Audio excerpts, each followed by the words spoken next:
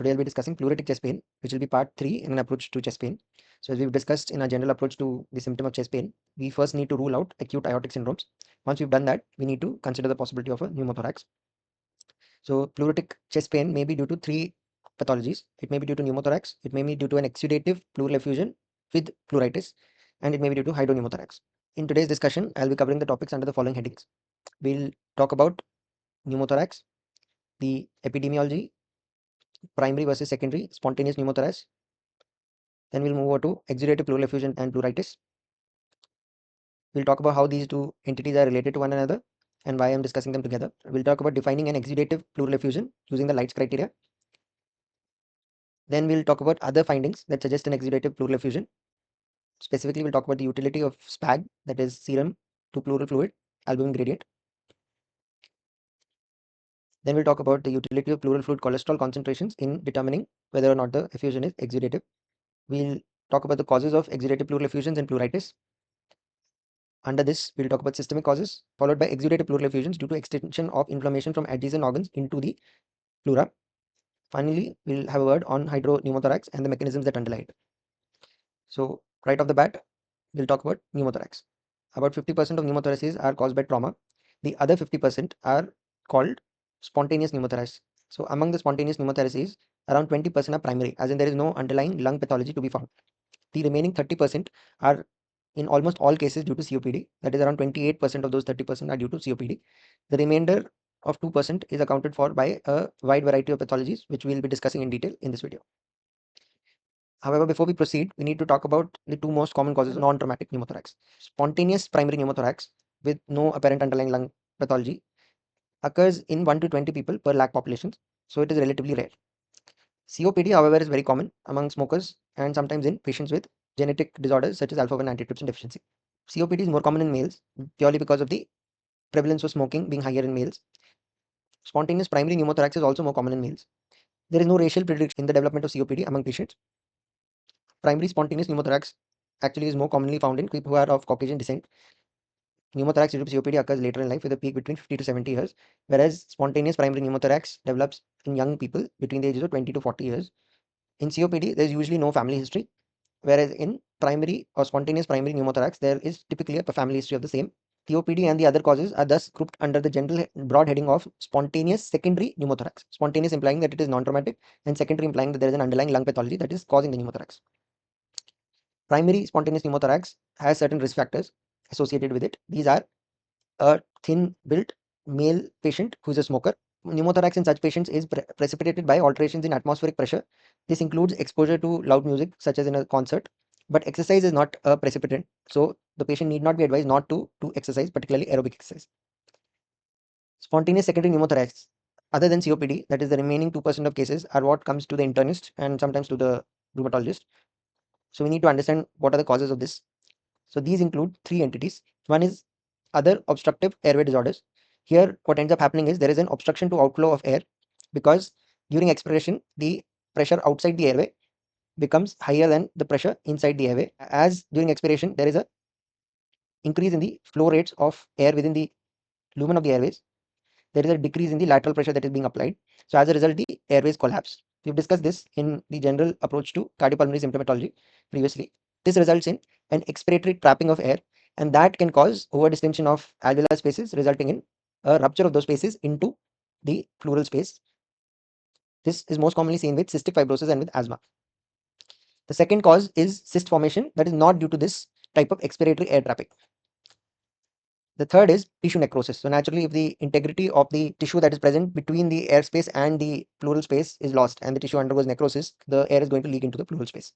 Now, when it comes to cyst formation versus tissue necrosis, the causes are as follows. Among non-infectious immune-mediated disorders, cyst formation occurs with cystic interstitial lung disease, which is basically lymphocytic interstitial pneumonia. The second cause is tissue necrosis in granulomatosis with polyangiitis. Similarly, among genetic disorders, we have lymphangioliomyomatosis and inherited connective tissue disorders like Marfan syndrome and Ehlers-Danlos syndrome. Tissue necrosis naturally cannot occur in genetic disorders. To be fair, alpha interferonopathies such as SAVI, that is sting-associated vascular insufficiency, and Coppe syndrome can result in tissue necrosis in the lung, but that typically occurs in children. So I've not included it in the general discussion on pneumothorax. Among infections, we have pneumocystis pneumonia, And among infections causing tissue necrosis, naturally tuberculosis is the most common, followed by other tuberculosis-like infections, necrotizing pneumonia and lung abscess. Finally, for neoplastic lesions, cystic metastasis, and you can have Langerhans cell histiocytosis, whereas any neoplasm naturally can undergo tissue necrosis, resulting in a bronchopleural fistula, resulting in air accumulation within the pleural space. Additionally, rarely the patients with two other disorders may develop a pneumothorax as well. These include pulmonary embolism and post-radiation, both due to tissue necrosis.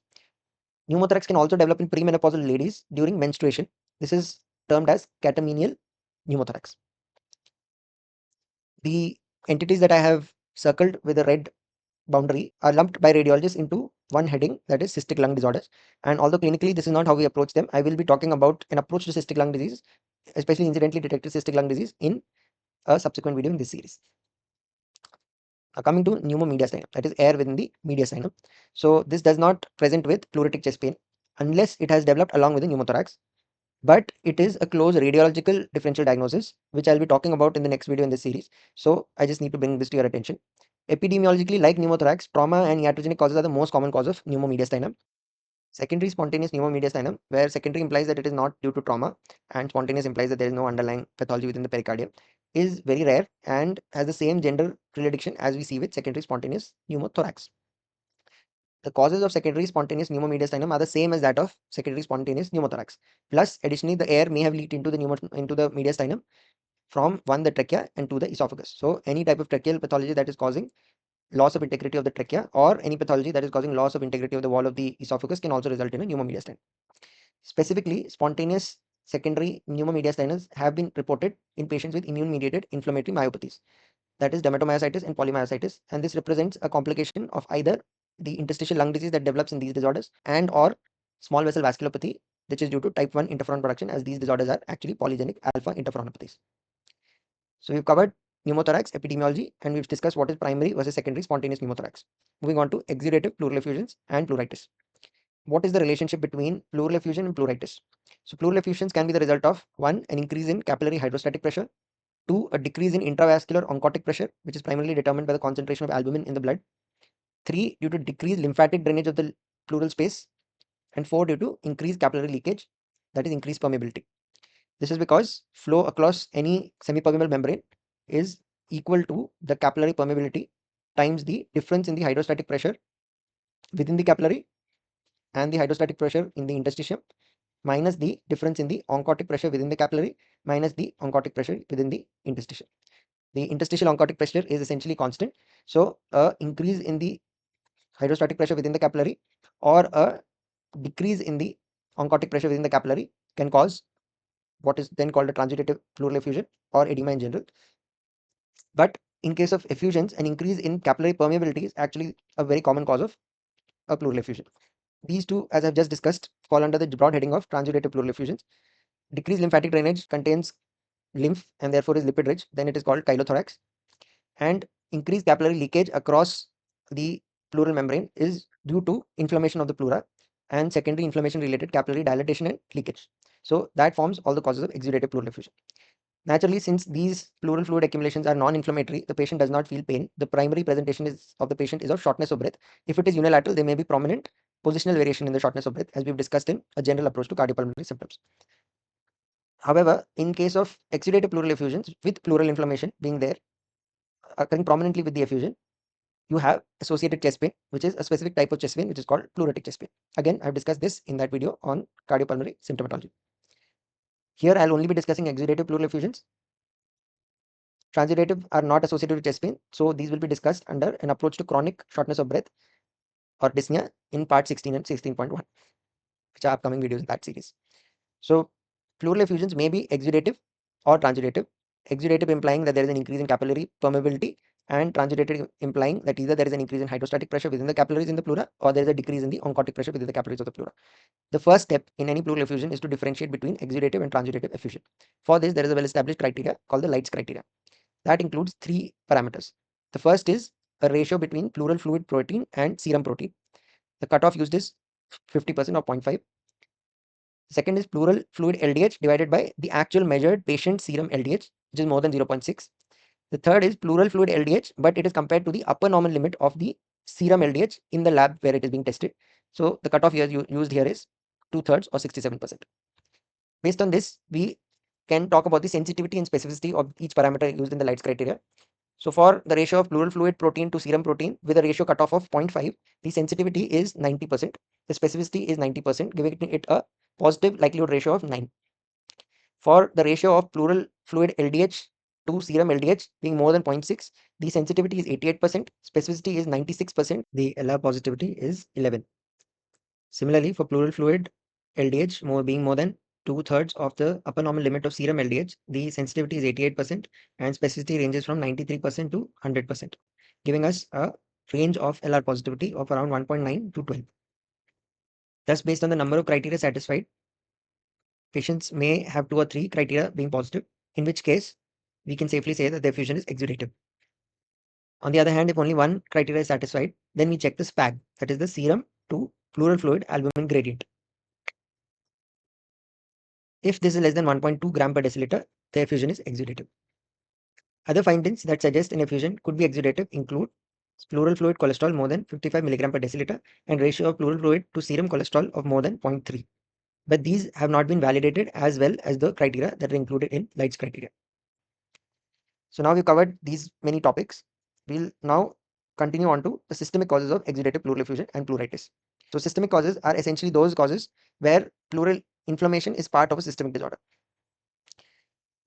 For now, I'm going to exclude drugs and talk about them separately. So these disorders could be non-infectious inflammatory disorders, neoplastic disorders, and genetic syndromes. So among the non-infectious inflammatory disorders, systemic autoimmune rheumatic diseases can cause pleural effusions. These include rheumatoid arthritis, SLE, and primary Sjogren syndrome. The differentiation of pleural effusions in SLE and rheumatoid arthritis is a question that comes up in postgraduate and super specialty exams and will be discussed when we talk about rheumatoid arthritis and SLE in detail in an approach to the illness scripts of these specific disorders later under clinical immunology and rheumatology. Vasculitic disorders that can cause this are GPA, that is granulomatosis with polyangiitis, and EGPA, that is eosinophilic granulomatosis with polyangiitis.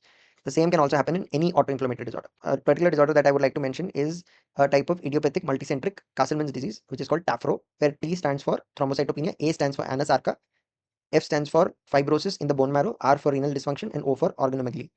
The anasarca there can include pleural effusions. Then coming to neoplastic disorders, 2 types of neoplastic disorders other than for direct metastasis into the pleura can cause effusions, that is exudative effusions. These include angioimmunoblastic lymphoma, what is presently called T follicular helper lymphoma angioimmunoblastic, and Meigs or pseudo-Meigs syndrome. Genetic syndromes include only one disorder, that is yellow nail syndrome. Now importantly, monogenic autoinflammatory disorders can naturally cause pleuritis. They can also cause pleural effusion, but that is relatively less common. This is particularly the case with familial Mediterranean fever. With yellow nail syndrome, the etiology in most cases is actually acquired, that is, it is not a genetic disorder. So nail clippings from such patients have shown increased titanium concentrations compared to healthy controls. There are case reports of resolution of symptoms after cessation of exposure to titanium dioxide that was used in an implant, that is an orthopedic implant, implying a cause and effect relationship between titanium exposure and yellow nail syndrome. Yellow nail syndrome can also occur as a paraneoplastic syndrome in lung cancer. When genetic, isolated yellow nail syndrome may or may not be associated with a primary immunodeficiency disorder, but is usually very mild. The pathogenesis is a lymphatic abnormality, that is, lymphatic scintigraphy shows notable abnormalities, but notably these are different from those that are seen in lymphedema tarda or other lymphedema disorders. Clinically, yellow nail syndrome has a quote-unquote mimic, that is chronic sarcoid arthropathy. So why does it mimic chronic sarcoid arthropathy? Because of the nail changes. In both disorders, you get thickening of nails, and in yellow nail syndrome, as the name would suggest, there is yellowish discoloration of nails and onycholysis. This can cause confusion with psoriatic arthritis as well. In chronic sarcoid arthropathy, you get medullary expansion within the phalanx and cystic changes within the adjacent phalanx right next to the affected nail. Limb involvement in the form of lymphedema is naturally present in yellow nail syndrome, being reported in 30 to 80% of cases, whereas in chronic sarcoid arthropathy, you get a chronic arthritis with DIP involvement and dactylitis, causing again confusion with spondyloarthritis, particularly psoriatic arthritis. In yellow nail syndrome, the lung involvement is that of pleural effusion. The pleural effusion is lymphocytic, has very high protein concentrations. These concentrations have been reported to be more than 3 gram per deciliter. The treatment is fluoridesis. Prior to performing fluoridesis, octreotide can be tried initially. Whereas in sarcoidosis, naturally, lungs are affected in 95% of cases, but the most common involvement is hilar lymphadenopathy with or without perilymphatic nodulosis, more than lung fibrosis, resulting in an upper lobe predominant symmetric interstitial lung disease. Pleural effusions are present in less than 10% cases, and when present, raise the doubt of coexistent or just pure pulmonary tuberculosis. This is particularly the case in India. Now, nail changes in yellow nail syndrome are often difficult to treat. Some treatment options that have been tried are usage of vitamin E without antifungals, and there is very poor evidence, basically case reports, regarding the use of oral zinc supplementation, local corticosteroid injections, and oral clarithromycin in the management of nail changes in yellow nail syndrome. Pleural effusions occur with the following drugs. I use a mnemonic for this, that is damp notebook. D for dantrolene and dasatinib, A for amiodarone, M for methotrexate, P for procarbazine, note is nitrofurantoin, and finally book stands for bromocriptine. So obviously these drugs are used in various different indications medically, and in those clinical scenarios it is prudent to consider these drugs as a possible cause of effusion. When they are the cause of effusion, the effusion is typically eosinophilic. We've covered the following now. I'll now be moving ahead and talking about extension of inflammation from adjacent organs into the pleura as a cause of exudative pleural effusion. Extension of inflammatory process from a nearby organ can be naturally from the lungs, and in that case the primary pathology may be alveolar, may be interstitial, or it may be pulmonary vascular. Among alveolar disorders, we have what is called synpneumonic pleural effusion. When that is due to TB, the pleural fluid is rich in lymphocytes, and when it is due to parasitic infections, it is rich in eosinophils.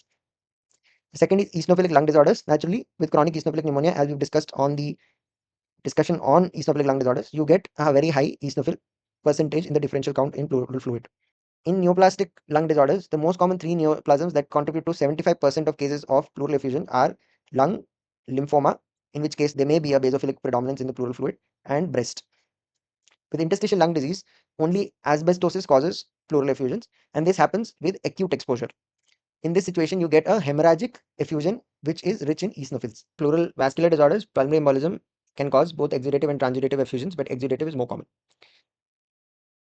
Moving ahead, cardiac pathologies can cause pleural effusions. This can be associated with pericarditis, acute aortic syndromes, and post-cardiac injury syndromes. Pericarditis can be associated with any systemic inflammatory disorder, including naturally SLE. Post-cardiac injury syndrome or Dressler syndrome is a immune reaction that is caused by exposure of antigens that are normally sequestered within the myocardium and or pericardium subsequent to myocardial and or pericardial injury. This kind of injury can be viral, that is, it could be a myocarditis caused by adenovirus, Coxsackie B virus, or CMV. New antigen exposure results in a type 3 hypersensitivity reaction. So because type 3 hypersensitivity reactions require antibody production, the reaction typically occurs 2 to 6 weeks after the injury to the heart, and in cases where such injury has occurred previously, it can occur as early as 3 to 4 days post cardiac injury, but it never occurs along with cardiac injury. The triad is fever, which is usually low grade but can occasionally be high grade, associated with malaise and arthralgias but not arthritis, pericarditis, and pleuritis. Risk factors for the development of Dressler syndrome can be remembered as A, B, C, and D. A is age, that is younger age. B is B negative blood group. C is corticosteroid use in the past, and D stands for damage is significant, that is prior episodes of pericarditis or a large myocardial infarction or other pathologies resulting in significant areas of the myocardium and the pericardium getting affected. Finally, halothane and associated with this syndrome epidemiologically. Similarly, extension of inflammatory processes can also occur from abdominal organs. So any inflammatory pathology within the upper abdomen can extend to the pleura, particularly acute pancreatitis and esophageal rupture, and this results in increased amylase levels within the pleural fluid. Both acute pericarditis and esophageal rupture tend to cause left-sided pleural effusions because of the anatomy of the organs that are primarily affected. Similarly, an intra-abdominal abscess can cause a pleural effusion. Naturally, if it is a liver abscess, it will affect the right pleura, and if it is a splenic abscess, it will affect the left pleura. Finally, pleuritic chest pain can be due to hydro-pneumothorax. Now, we've discussed the causes of pneumothorax. Essentially, it is the disease among this group of disorders that can also cause a concomitant pleural effusion. Okay, cyst formation and effusion coexist due to different mechanisms. For example, in lymphangioliomyomatosis, the effusion is a result of impaired lymphatic drainage.